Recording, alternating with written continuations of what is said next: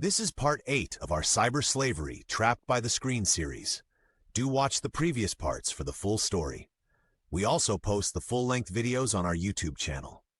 Inside the fortified scam compounds of Southeast Asia, hope is a dangerous thing. The victims are physically trapped, psychologically broken, and constantly watched. Their captors have convinced them that no one is coming to save them and that the outside world does not care. For many, this despair is absolute. But for a courageous few, the very tool of their enslavement becomes their only hope for freedom, the smartphone. This is the story of how some captives begin to fight back, not with weapons, but with whispered messages sent in the dead of night. It is an act of incredible risk. Every device they use is monitored with spyware.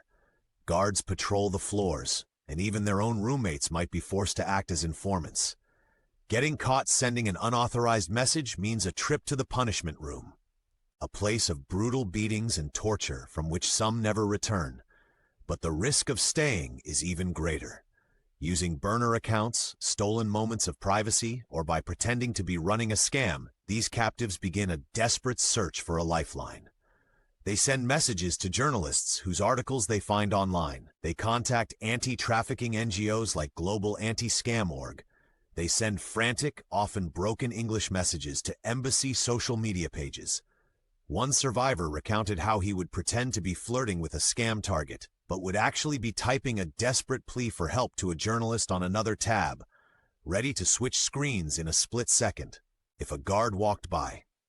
Another woman from the Philippines described memorizing the email address of a human rights organization and typing it out in a notes app, one letter at a time over several days, terrified of being discovered. These secret messages are often the first proof the outside world gets of what is happening inside a specific compound. They contain smuggled photos of the conditions, names of the traffickers, and the GPS coordinates of their prison. They are digital messages in a bottle, thrown into the vast ocean of the internet, praying that someone somewhere will find them and believe them. For most, there is no reply, but for a lucky few, a message gets through.